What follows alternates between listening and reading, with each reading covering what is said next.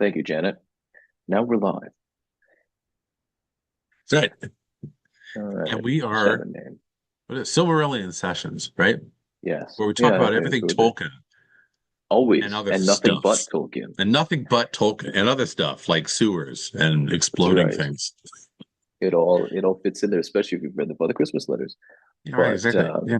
where were 'Cause, we? Where were we? well, we were talking about Christmas in general, and I had mentioned how strange it was to me the other day when I'm running around, shopping for socks, how strange it Mhm. is to me that in this country, you have such an erosion of the original message of Christmas, and you don't see the imagery of the Christ child or the Nativity or the Gospels very much in the general, not just the products that are put out, but the dates on the calendar are eroded and were sometimes replaced with other holidays that have no consequence, like National Zebra Day or whatever.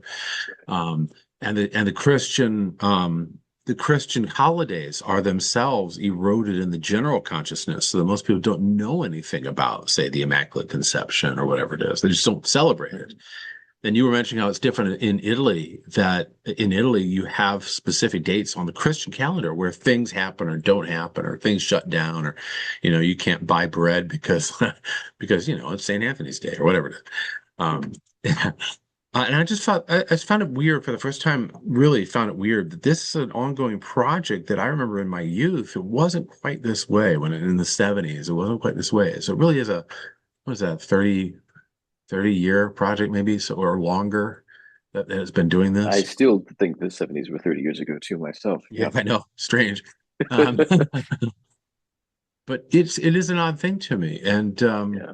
I was just reflecting on this, and I was reflecting on how with the whole Christmas thing, um, it's important so far as I can tell to maintain a Christian zeitgeist, a Christian flavor to the country.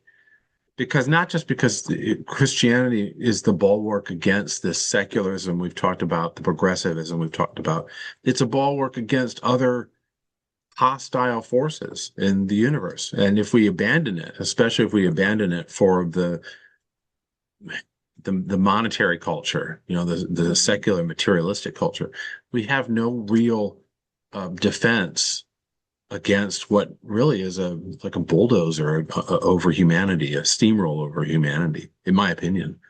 So talking about the Yeah. don't starve principle, right? Right. Well, that's interesting now too, isn't it? I mean, because I mean that's touching on. I mean that I think that drives to the root of the Christian theology of what Christmas is about anyway in the first place, right? You look at some of the um I mean it's the right, the long awaited king, the king under the mountain reawakening, Aslan. Yeah. So a lot of these great Christmas carols, especially those that were written in after the first wave of industrialization, so the period of Dickens and so on. These Christmas carols that are written or revived and spread or revised very explicitly, instructive, they're didactic. Whatever you think of that in terms of its artistic and religious merit, um, the whole goal is like, hey, Christmas is a thing. And moreover, very specifically, Christ was born to save us all from Satan's power when we had gone astray, right? And it's to liberate those all who trust in Him from Satan's power and might. These are these very very clear things that this is trying to call people back to Christmas from a hype very rapidly in one generation hyper industrialized society, and then I think maybe during that period, and some people will say in large part due to Dickens himself, but I think really just a more of a cultural push back against um, scope creep of work culture. Um, there was a reaction against that, sort of regained a lot of ground, but I think really between then, right, whenever specifically, Mr. Scrooge is taking place, and now, um, that ground has been ceded again. And Yeah, with the that's yeah. C, with I know it's a big word. We were talking about this earlier. There, it's actually not a big word, but seeded like with a given up, not seeded like sown, carrots into the ground. CEDED rather than CEDED. Yeah. SEEDED. Chedet. But lost, right? That ground has been lost, which Tolkien would say, yeah, everything, the whole march of history is one damn loss after another. It's fighting the long defeat, right? I mean, that's very much his. And I think perhaps a bit, I don't trend as pessimistic as he does on this, but he would recognize it very clearly and say, yeah, it's fighting the long defeat. And yet, he's fundamentally an author of hope, as we've said again and again.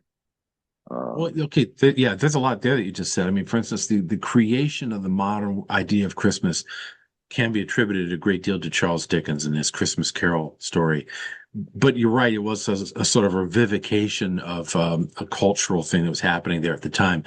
A lot of people claim, and I think there is some substance to this, that the original celebration of Christmas was not as important in the medieval and then the Renaissance calendar as no, other that's dates true. right around the time. And Mhm. the celebration of Yule, for instance, was a distinctly, if I understand it right, distinctly like Norse, uh, North, Celtic Norse yeah, thing. northern anyway, Yeah, which is where yeah, at least people are able to, the repaganization, reawakening of hey, there's a with essentially it's the Renaissance vibe, right? The yeah. Renaissance vibe is hey, let's reawaken old paganism, at least as an aesthetic ideal or something. Um, this awareness or reconstruction, because obviously prior to the Renaissance, there's not really a clear awareness of what anything actually was. So it was really reinvention. Even though Yeah. the classical Renaissance, so what we know is the Renaissance in Italy and all that, a lot of it's kind of, I mean, there's some old books they found, some old sculptures. They're really kind of reinventing a lot of things. Yeah, right. Even the Old Norse stuff, everything we know about Old Norse mythology was written in the 13th century by a guy who, way after the fact saying, this is what they used to think, and this is what we think about what they used to think now. Yeah. It's like that's not necessarily a reflection of what was, but sure. But it's definitely the case. No, Christmas was not Christmas as we mean it by the birth of Jesus being as big of a festival as the Theophany, as Epiphany. Epiphany was the bigger thing, 12th Epiphany. night. Right. Christmas is really the prelude. I mean, even my own grandmother, they would still celebrate Kleine Weihnachten. Right? Little Christmas was a bigger deal as a kid because that's actually when you got your present, Yeah. right? When the Christ child came and brought you presents, Mm. the Christkind come in and come and give you your presents. And Stregonona, if I remember right, was a And then in character. Italy, you've got Stregonona, right? Right. She's no, not Streg. It's not Stregonona. That's Tommy DePaulo's charming little thing. But Oh, because he is gives it? a Okay. name, he gives a name to her. Huh. But it's the La Befana, La which is Befana. just That's right. Befana is just a dialect corruption of this is just a slang corruption of Epiphania, right? It's the lady, the Epiphany hag. Essentially, there's the Okay. Epiphany Okay. hag Okay. comes around to Christmas and gives presents to children. Why? Because she, and this is where the fourth Magi story was drawn from. Martin Sheen was in anyway. It's way back machine. But the plot line's the same, and it's there's this old hag who was invited to join the three kings to go worship the Christ child, and she basically told, "Forget it, man. I'm too busy doing my thing." Hmm. Right? And too busy sweeping, right? Too busy where I can't be bothered with that kind of crap, hoo ha, whatever. And she's a pagan, right? In any case, that's kind of the idea. And she's sweeping, and then eventually she finds out what she missed, right? At some point, there's an encounter later. She sees the crucified Christ or something. I don't know what. Or at some point along the lines, she realizes, oh my gosh, I did miss out on something big. And so then she's doomed to spend the rest of eternity wandering around looking for the Christ child. But the only because of she missed the boat, right? The only way she can find the Christ child to give him a gift is in his little children. Or each one of us who are baptized into Christ, Christ lives in us, right? That's how that works. And so the idea is she brings gifts to children because it's the only way she can give her gift to Jesus now until the end of time. Because she missed her window of opportunity, she's doomed to wander the earth, giving, so we say, vicariously, right, to good little girls and boys everywhere. So this is it's kind of a local legend. The same way like Krampus is a local legend up north, drawn from various sources, probably some of them pagan, but also, as you said, a reinventing or a reshaping in a certain era, reshaping the cultural celebration. Is it? Right. And I Sound mean, right? well, I don't know what's reshaping it. For us, for in Italy here, that's been, and I'm sure it started more locally somewhere because Italy is newer on the globe than the United States is in Right, terms of right, a right. country. But that's been a thing for a very, very long time. I don't know when that tradition, that sort of idea originated. But in the German speaking countries, you have Saint Nicholas giving gifts, and certainly in some parts of Italy, actually the Us. Greek parts of Italy, Saint Nicholas comes and gives gifts on November 6th. None of this is really associated with Christmas. He comes on the 6th of November and gives gifts and little treats, and just like Befana comes on Epiphany and gives treats. And in where my grandmother's people are from, in the Alps, in the German speaking Alps, they have the Christ child come on Epiphany and bring gifts. Yeah. And of course, in Latin America, the central parts of Central America anyway, three magi bring gifts. And I'm pretty sure originally on Epiphany, even if that's lately been shifted to Christmas. Um, but I think some of these traditions go very, very, very old. Yeah, Um, I think so.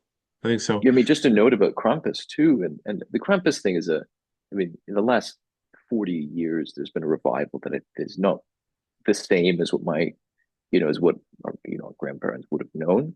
But definitely there's I mean it's part of a much richer tradition between for the 12 nights of Christmas. You go around incensing the home. This is where my grandmother grew up, right? You go around incensing around the house to drive out the evil spirits. The Pechten Hmm. are these witch hag Baba Yaga types, right? Would come and this is somehow a mystical time of year, and they would come and infiltrate, and to drive them out of the house, to keep them, prevent them, to chase them away.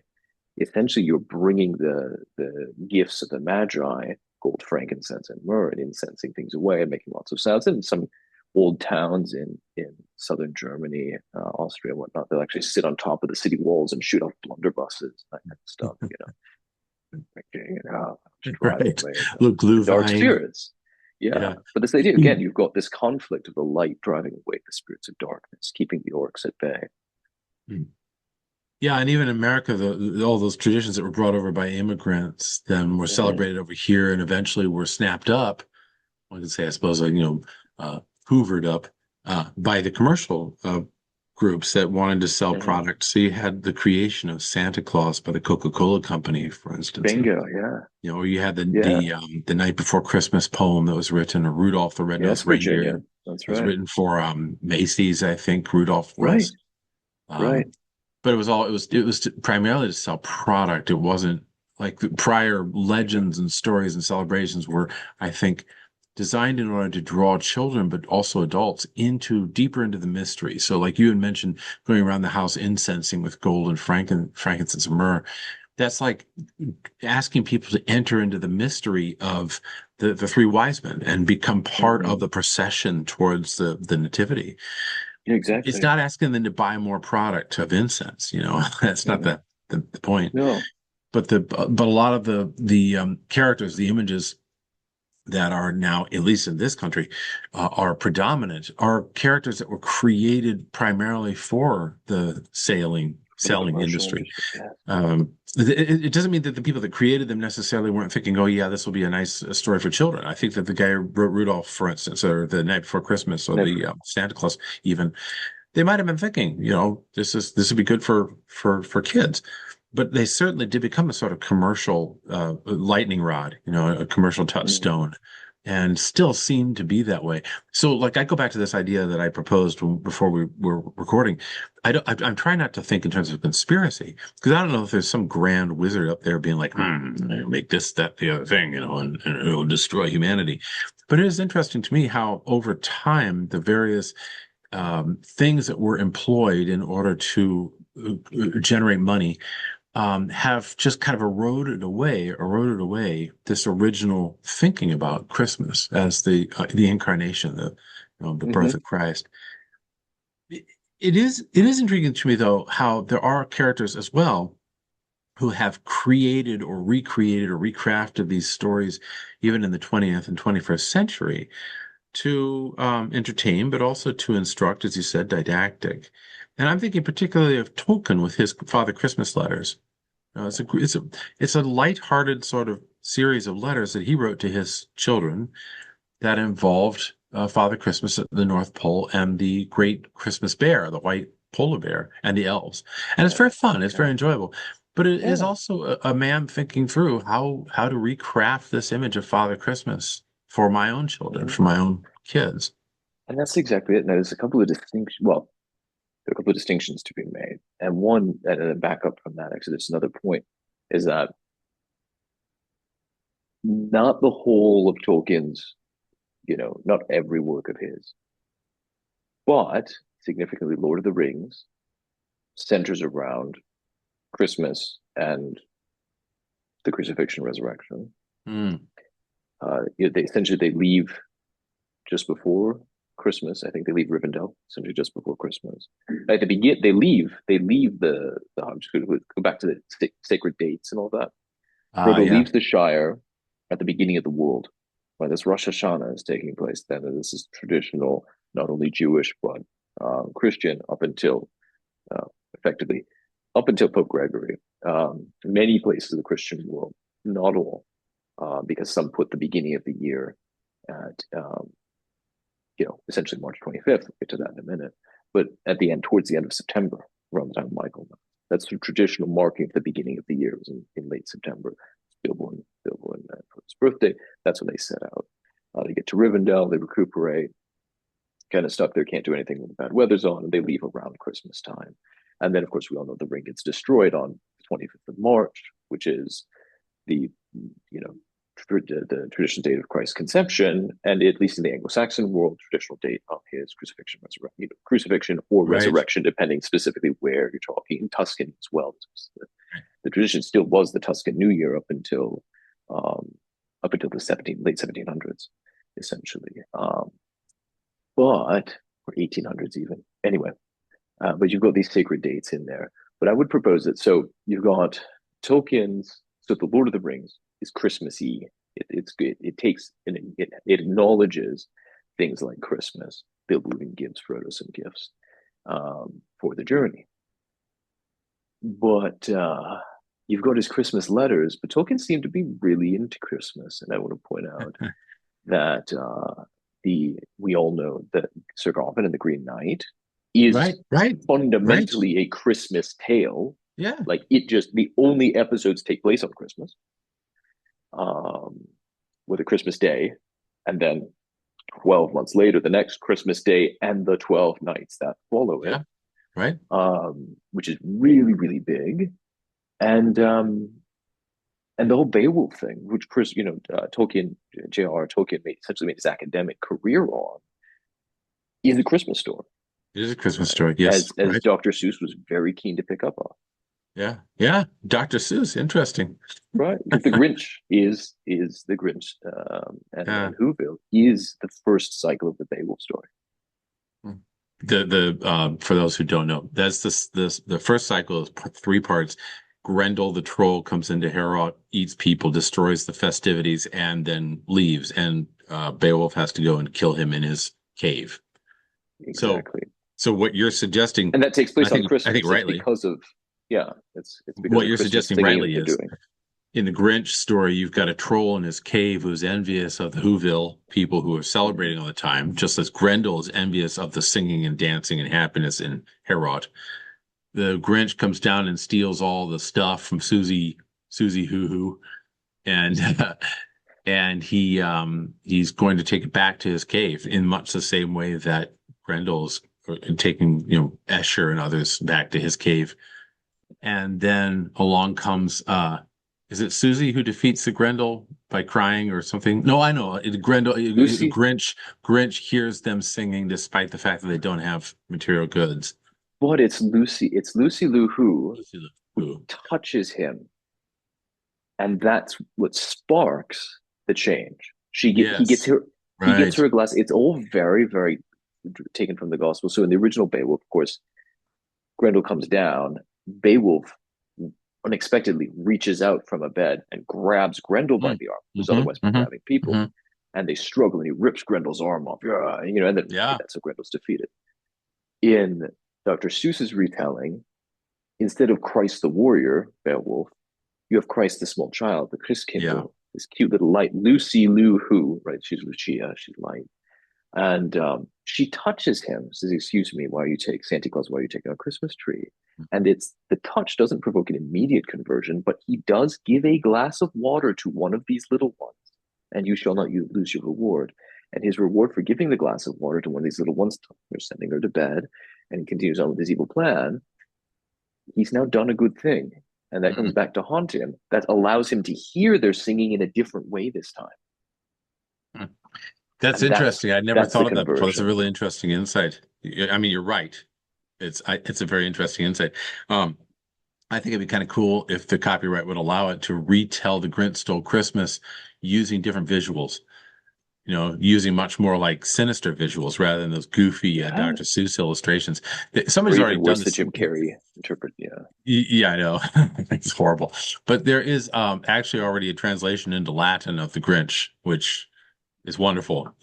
that's lovely. Quomo, I want to see quomo, it in. quomo invidio sulis nomine Grinche abrogoverit Christus. Yeah, not natalem.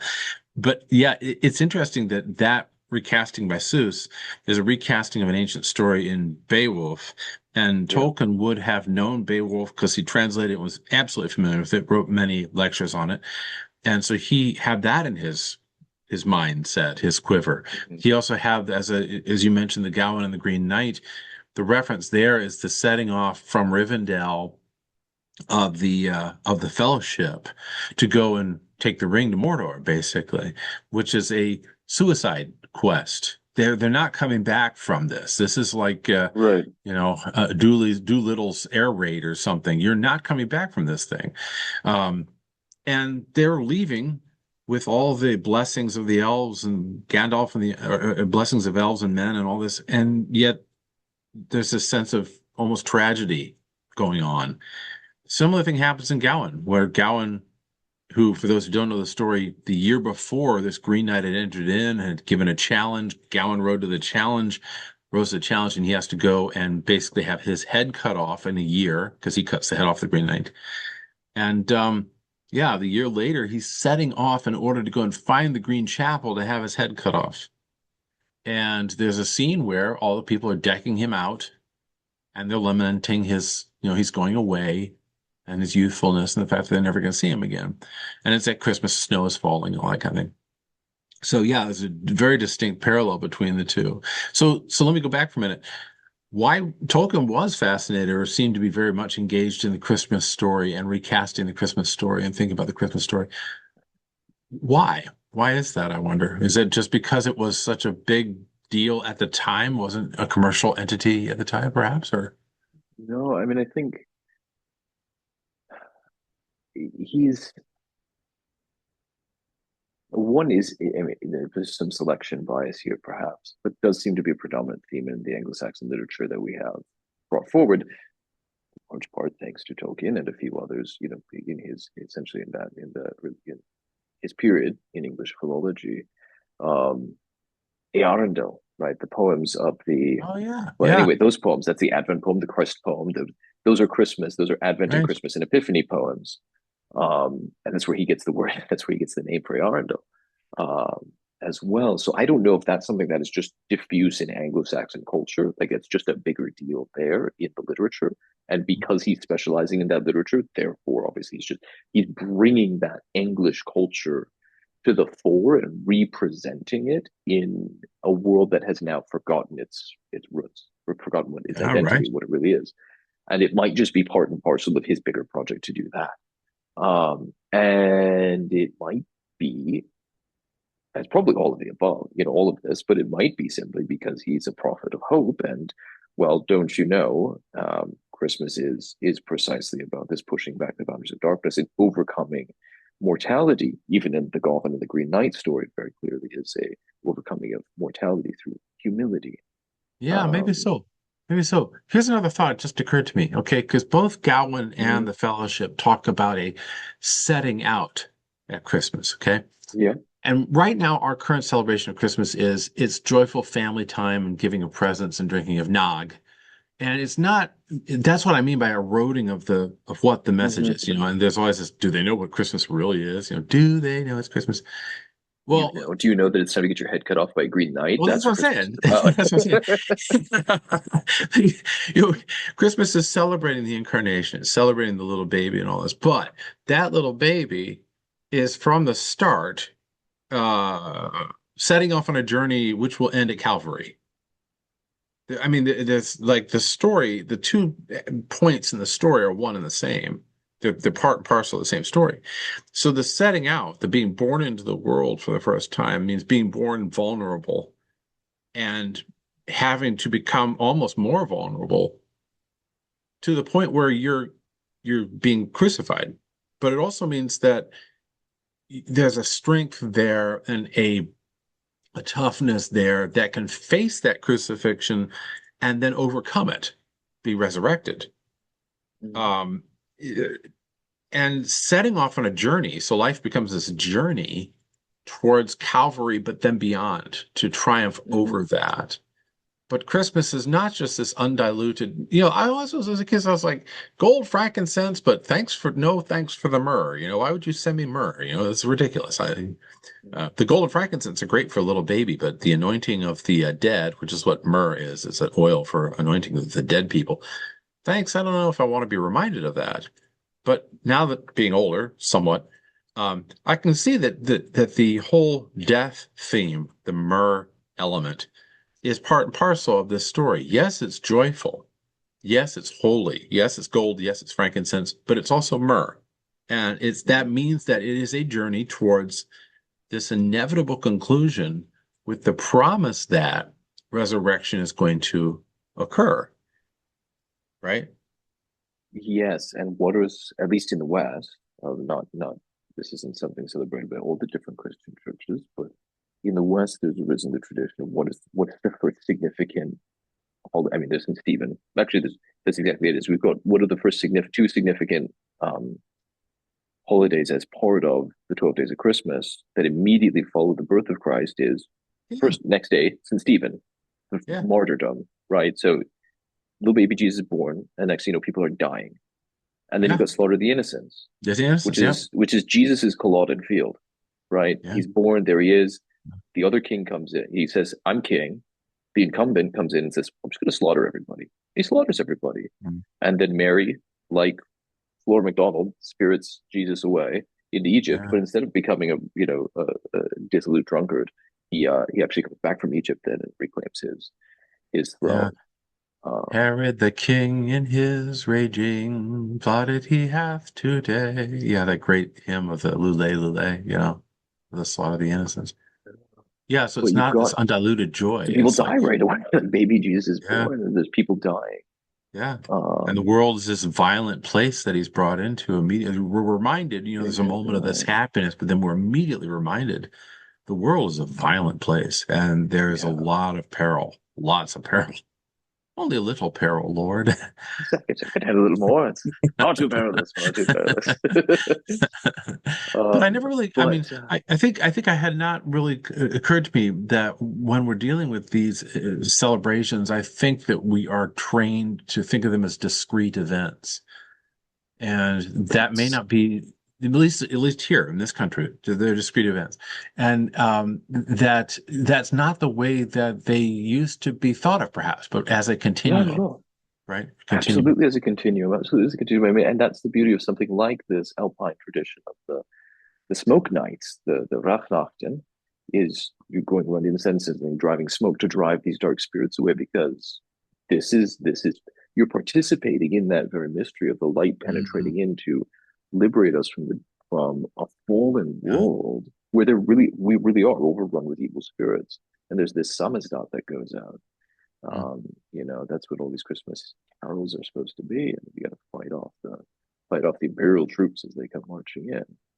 That's these evil spirits. And so you've got the point is that you've got these rituals that they are continuous, right? They go for a series of nights. It's the whole tradition of the 12 nights, 12 days of Christmas, which we've utterly lost any connection with, um, save for a few snatches here and there. is meant to show this continuum that Christmas is the beginning of something that actually it's the pre-party for Epiphany originally. And Epiphany is the big launching point where Christ, the Jesus is in the. It's not just the coming of the Magi, it's the coming of the Magi framing the baptism, as it used to be the Yes. case. That's what was Right. celebrated on Yeah. Epiphany. Baptism of the Lord. Yeah. And that's where he enters the waters and he's Mm. revealed now all of a sudden to everybody. Mhm. And then things really kick off and start. And the positioning within the year is significant because if the world was created in the end of September, then you've got 3 months, it's one quarter of the world history as things get progressively darker and darker and darker. And then Jesus is born as things Yeah. are getting lighter and lighter and lighter, then, which moves us to Calvary, the resurrection, and Epiphany, then, when you all go off on a hunt for the Grail, right? To Yeah. find the Yeah. The Arthurian Grail legend, hunt. Yes. right? Which reminds me of two things. Okay, so one is this is why I think Tolkien was so fascinated, not just with Christmas. He's fascinated not just with Christmas, but with the continuum. Yeah. Because I don't want to say, as some have said, that Lord of the Rings or whatever is a retelling of the Christian story, because he's not doing that. He hated No, allegory. What he was no, doing was recasting the essential story of, I think, human struggle, human life. exactly. Okay. Because he says explicitly in other places, this is our world way before Christ. It can't Yeah, be Christian because right, Jesus hasn't been born yet, right. right? But Yeah, it's recasting an essential narrative for what it means to be alive. And that goes to the second thing that I'm thinking of, and I mentioned this earlier, the eroding of these holidays, especially in the West, in America, into a sort of secular spend culture is a terrible idea because I think it not only leaves there's no bulwark against the forces that want to destroy humanity, right? But also it denudes the vision that allows a human person to deal with the very violent world that they have to live in. Because that's mhm, I think that's what the Christian story essentially is. It's a counter narrative, a counter spell, as you've pointed out before. It's a counter spell to the essential violence of this world, which we could say is a world captured by the dark powers, right? Because that's certainly right. been pointed out before. It's a world which doesn't seek the good of the individual. It's a world which does not seek the joy and happiness of humanity to be heightened. It's in our current iteration, it seeks the spending of more cash and the treading over the individual rights of each person in order to do that, which is a terrifying force that can only be combated, I think, with the message that each individual is important and each individual has to make this, got to walk this lonesome valley all by themselves, so to speak, as the song says. And you do that by this constant reminder that you're part of this great narrative, this tremendous narrative, whether that narrative is the narrative of Christianity or the narrative of J.R.R. Tolkien, um, which is why probably J.R.R. Tolkien has been under attack recently, right? To try and Oh, denude it's that probably holiday true. too. Right. No, that's exactly right. I mean, why not? Yeah. I mean, what's interesting that you brought up too is the his letters to Father Christmas, right? Yes. His collection, letters to Father Christmas, and I want to talk about that. I mean, I think that's really interesting to dive into. And some of the character, the way that he develops that, and the characters there that we see. Um, and one, there's clarification to make at the outset. Of course, not everybody is necessarily aware that Santa Claus, American Santa Claus, is not the same person as Father Christmas. Um, as you indicated before, Santa Claus, as you know, most people worldwide now know today, is an invention essentially of Coca-Cola, Good call. Yeah. building on the image of Santa Claus is invented by Coca-Cola, building on what's actually a really fuzzy, slow, relatively actually really quite fast process, but in modern commercial terms, slow over a couple of years, agglomeration of the notion of from yes, Virginia, there is a Santa Claus to the night before That's right. Christmas to That's right. Yes. the modern New York generated songs in the early 20th century about the man with the sleigh, and kind of in the jazz period, you got some of these songs about Santa Claus. and all of that. Santa Claus coming to town. All of these are built around essentially substituting Christmas stuff, like Christian celebration of Christmas, with Right. something that's more innocuous but still related to gift giving. So let's build this idea of Santa Claus. Now, the name Santa Claus, which is taken from the Dutch word in Old Holland, New Holland, which is New York, to be Saint Nicholas, who has nothing to do with Christmas. He comes in the 6th of December, right? But repurposing that name and attaching it to this newly developed image, somewhat drawing from, say, vaguely inspired by Father Christmas, but not the same guy, because he's dressed up in a Coca-Cola uniform, and he's actually, it's interesting when you read. We tend not to appreciate that you do a close reading, say a very sophisticated philological technique, close reading of The Night Before Christmas, where Santa Claus is about this big. He's Yeah, a small little fella and a he's a jolly old elf, jolly old elf. Yeah, right. Yeah, yeah, right? yeah, And pulled by eight tiny reindeer. yeah. And the reindeer make the appearance for the first time. They're not part of the thing. Like Santa Claus, Interesting. Yeah. Father Christmas is not pulled around by eight tiny reindeer on Dasher and Dancer and Prancer, Vixen, Donner, Cupid, Donner, whatever, Cupid, Donner, and Blitzen. We're just pulling together kind of a hodgepodge of Germanic and Greco, whatever kind of Greco-Roman gods, and throwing them together um, in a weird mix just to make the poem work, because he's trying to create a syncretic culture. Okay, America is syncretistic this way. Let's try and do something like that. But that's kind of the first stab at the idea, the mythology of Santa Claus, which is really recent. That's really, really recent. Yeah, And very.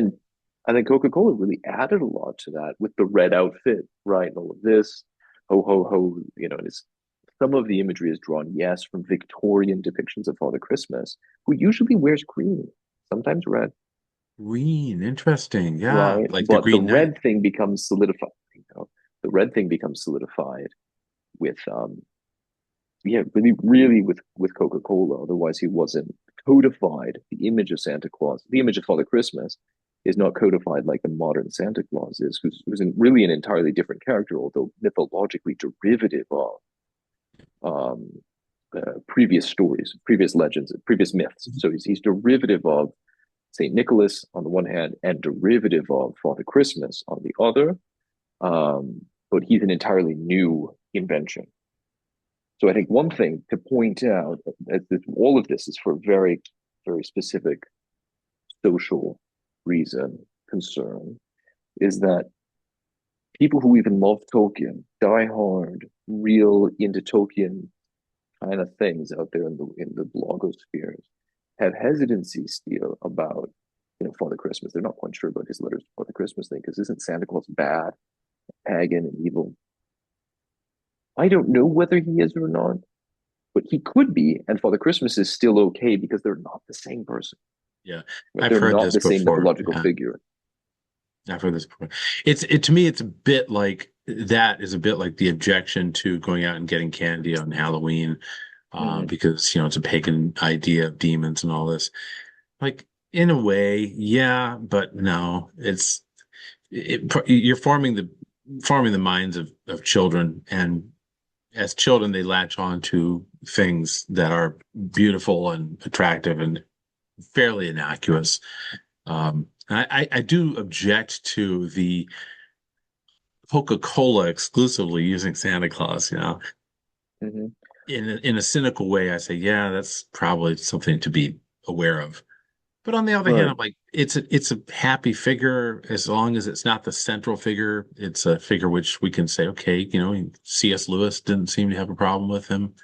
Um, At least with Father Christmas. Father And again, this is Christmas, right? where it's a bit different, because we could say that Santa Claus, as commonly in the current sort of Western pantheon, mythological library, Santa Claus is principally a commercial figure, and he's Yeah, invented by commercial powers.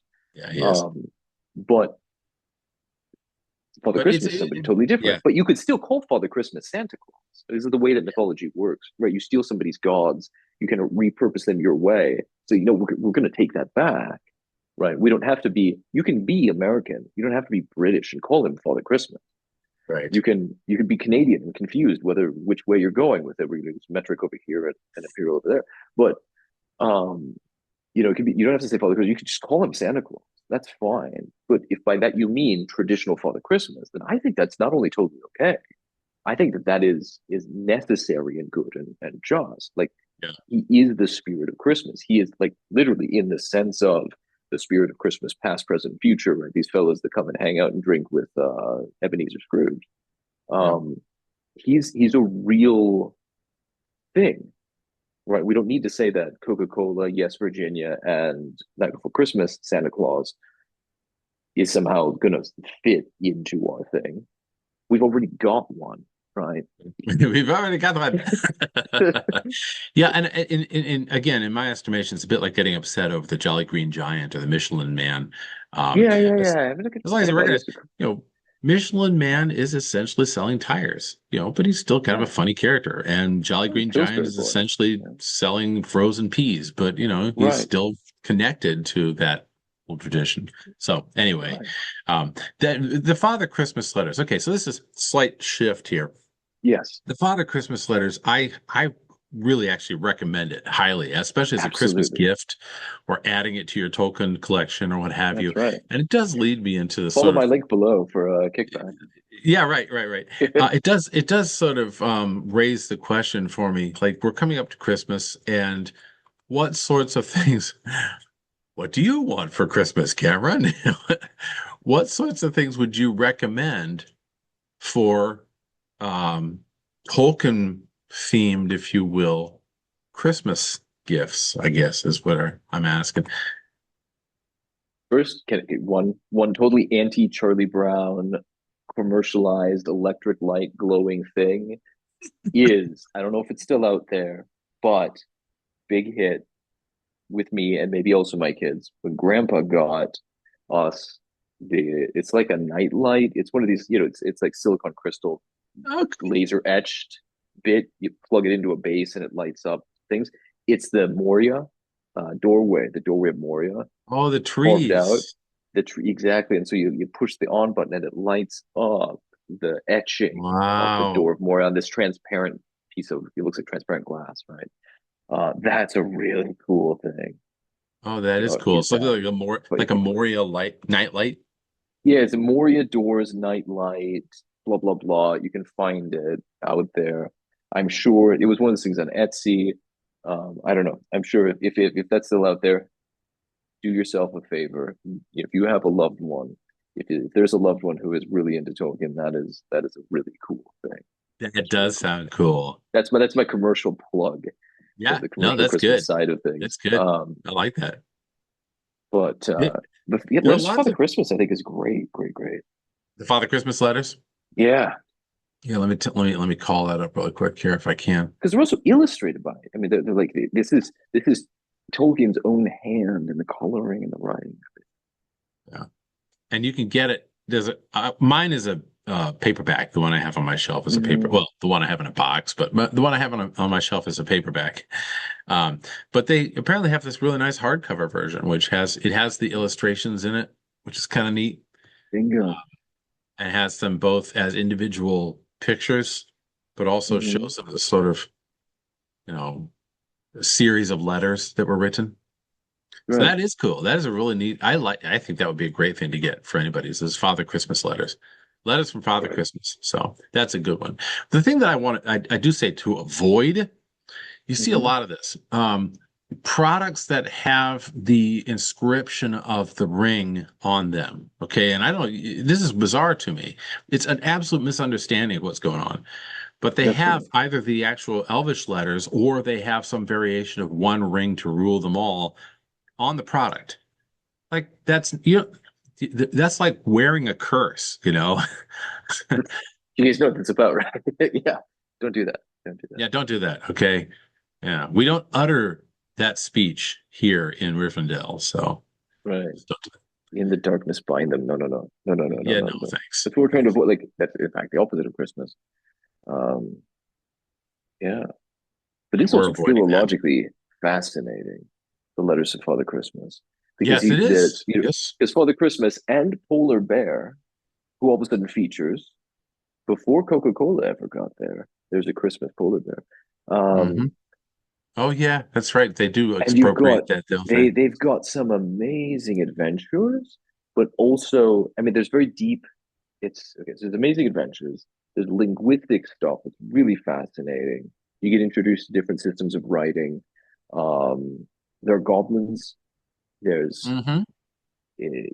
there's commentary on the say socio-political state of the world at various moments because these are take place during the third like these letters are coming during this. There's some of the lettering, the goblin Hmm. writing looks like that. Hmm. But in the Hmm. 20s and 30s, things were happening in the world, right? Early 40s. He gives a way of framing and understanding some of the realities that you're facing day to day, or at least hearing about in a way that fits within the larger mythology Yes, of it a does. holistic worldview rather than, yeah, there's a shit show and Germany's just blowing Yeah, people up, right, right? Like, right. okay, so the reason that there aren't so many presents coming this year, the goblins have been causing trouble in various places and so on. And it weaves it in very directly. Like, what is actually going on with the Third Reich? What is actually behind World War II? Goblins. Yes. Yeah, that's a good point. I also like in the series of Father Christmas letters that you like most of the time you see Tolkien's work as a final product, and it's a product of Mm-hmm, a very scholarly, very creative, very loving man. But what you don't see is you don't see his fatherly aspect. As mm-hmm, he was a dom at Oxford, but he was also a father. And the Father Christmas mm-hmm, letters are wonderful because they really show a father trying to make a mythology for his children. mm-hmm, It really, I think, reveals an aspect of Tolkien, much like reading his letters, that is a very fine perspective on the fellow, but also a mm-hmm. fine perspective on how to be a dad, right? Yes, Um, because you could buy this book, but you could also make your own Father Christmas letters highly or recommend it. whatever it is. So Yes. yeah, no, it's a very fine thing to get. I think I would highly recommend this too. Um, okay, let me give one or two that I thought were decent. I am, this is the complete history of Middle Earth box set, and it really is just a recollection of all the writings on the history from start to Mm-hmm. finish, which I don't know, looks good, but that's not what Oh, that's cool. that looks good too. That's something I was thinking, oh, that's kind of cool. Whiskey glass with the map on it, anything with the map on it. But okay, so this was something I really would recommend here. This is it's an interesting series of illustrations by other people of Tolkien's Uh-huh. works.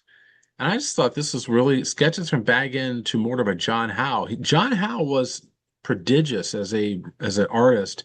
He was one Yeah. of the two consultants for the movie, and his vision of Tolkien's world, I think, is quite good. In many respects, Mm-hmm. he captures the thing. He captures the Tolkien thing. There are some things I disagree with in his interpretation, but if you're like trying to get a visual of what this world looks like, I think Mm-hmm. John Howe's sketches and then also the Atlas of Middle Earth that's done by another lady, forget her name, Mm-hmm. but those two Mm-hmm. books are fantastic for like developing this worldview. Don't see the movie, read these books. Don't. That's what I Yeah. would say. Do this So and anyway, disappear for that's two weeks and do this instead. yeah, exactly. That's what cool. Then there's another thing, like I said, the Atlas of Middle Earth, but there's another thing. Let's see if I can find it. Oh yeah, I'm trying to skip my tabs here. This one. Okay, Yeah. this is the languages of Tolkien's Middle I Earth. I Yeah, read this yeah, many, many moons ago. yeah, yeah, Highly yeah. recommended. I Highly, do highly too. recommended. Ruth Noel does a wonderful Yeah. job in the same way that let me see. I got to find that woman's name. Um, it's Atlas of Middle Earth. Yeah, Karen Fonstad. So Fonstad does a great job of putting together the maps, but Oh this no. lady does a great job of putting together the language and making it into a Yes. comprehensive language primer. So basically, you Yep. can learn Elvish, you can learn Orc to a certain degree, you can learn the dialects of men that occur in Middle Earth. It's really a great book. Now, the problem that I Yeah. see right now is when you look at the price tag, hardcover is $488. Okay. So don't do that. I'd say No. get the paperback, so small Don't printing. even So this, go to that drop down new used collectible, whatever. You probably get something that's more authentic. There's so yeah, much right, on exactly, Amazon exactly. now that's just ripped and then put into a hardcover format to sell it for a bunch. Yep. It's hard to Yep. know. The Yep. No, Amazon don't world do is that. falling apart, in my opinion. I agree. That's Yeah. my market analysis. I say sell, sell, sell, don't buy. Yeah. They've overstretched them. Their hand has grown long. Um, But no, languages of Middle Earth is a fascinating, especially if you enjoy language, if you're the modern biblical philologist. Um, this is great because it shows you that whole morphology of words that he was working with, that he was creating. Like we saw that Goblin language Yeah. earlier. This shows all these other languages. So it's I think a wonderful thing to get. Okay. And is that it? I think that's it. Yeah, because I looked up your Moria Doors Nightlight, didn't find Oh anything. yeah. Bummer. Um, Maybe like there are a an Etsy. number I of, don't know if I find it on Amazon. yeah, probably not yet. They will eventually. There are a number of books about the history of Middle Earth, which I am personally wanting to look forward to. This High Towers, for instance, I want to get that one. Hmm. Book of History of Middle Earth. I'm in the stage now where I've got almost everything he's written, read most of it. I think there's some things I haven't read of his yet. But there's now these peripheral books and products that I'm like, that would be cool. That'd be cool. That'd be cool. Um, and I have to go back and get my Pillars of Anarion, Isildur and Anarion, Oh because I yeah. had these bookends that were the pillars of the two kings, and they're really cool, cast in resin. And I had them up in my classroom. I think somebody nicked them. Uh, 'Cause they're nowhere to be wasn't found me. now. Yeah, yeah, you were too far away. That's Yeah. not you. So, but no, that's because some cool stuff that one could pick up for Christmas, I think, and you can do a lot worse than get yourself a shot glass from Middle Earth or John Howe's That's illustrations. true. Oh, absolutely, absolutely. I've not been, I've not been a big fan of the calendars that come out. Even use so John Howe's art and all that, because I think a calendar tells a story. And I found a lot of the calendars tell a Ragnarok kind of story, which is very different in many ways, Really? contrary. Yeah, yeah, yeah. Because you've got there's it could be well because because it's commercial, Linus. It's all become too commercialized. Everything Well, is what's going to sell in the market. What sells in the market is the doom, the bloody massacre, war pictures, everything blows yeah, up I at the see, I see, I see. end. Yeah, I think, well, I mean, there are things that happen, but you're taking those now and making those the main narrative anchors that's interesting. rather than, which is exact opposite of what everything Tolkien was about. Huh, huh. Like those things Well, happen in his stories, but the real anchors are those moments with Sam, Frodo, the small things, yes, right? right, That's what does it, right. or the trees.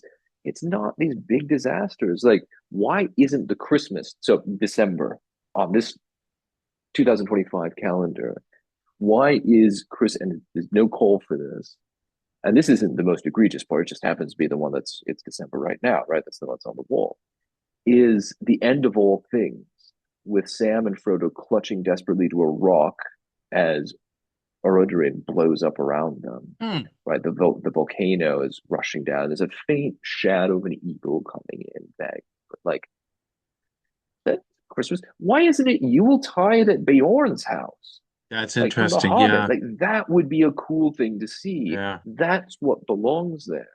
But step yeah. by step, And this particular calendar, they're very much telling a story of doom and destruction. yeah, that. Wow, that even that description of the end of all things sounds more like the wreck of the Medusa than anything. It's Yeah, like the eagle's off in the distance, but they're going to fly away. Alan Lee, that's the other guy. John Howe and Alan Lee yeah. were the two major illustrators that were pivotal in Mhm. crafting the vision of Jackson's movie. But yeah, I can see Yeah. even on the calendar. This is the say struggle with Balrog. I don't even know who this character Yeah. is Oh, necessarily, that's but Glorfindel. it's That's Glorfindel. Glorfindel Okay, fighting the yeah, Balrog. Yeah, yeah, yeah. yeah. This is at But the that's interesting. I hadn't thought of that. I hearken back to the days of the brothers Hildebrand.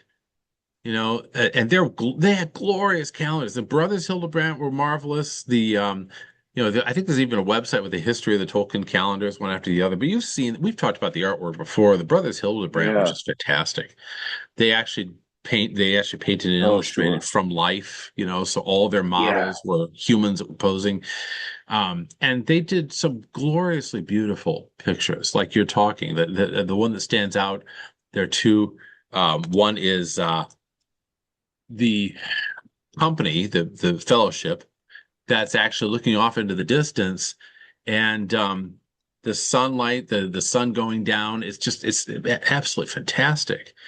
But yeah, this one here, this picture, I just wonder, I marvel at this picture. Yeah. And they Bright did this colors. one It's very Renaissance type very, yeah, art. very. Yeah. But there's this element here, like, okay, here's Legolas talking with Gimli, right? Uh-huh. Gandalf is looking off in the distance, and it's all posed, and it's all probably it's unnatural in the sense that probably this scene would not have occurred in this way. But yet there's Sure. this, like you said, there's this very like Renaissance style of doing it, and the whole sun going down thing, the colors themselves. It's a beautiful illustration, I think. And Yeah. they did that frequently, with different scenes, right? This one of the hobbits, the dwarfs sitting around with a Bilbo near the fire.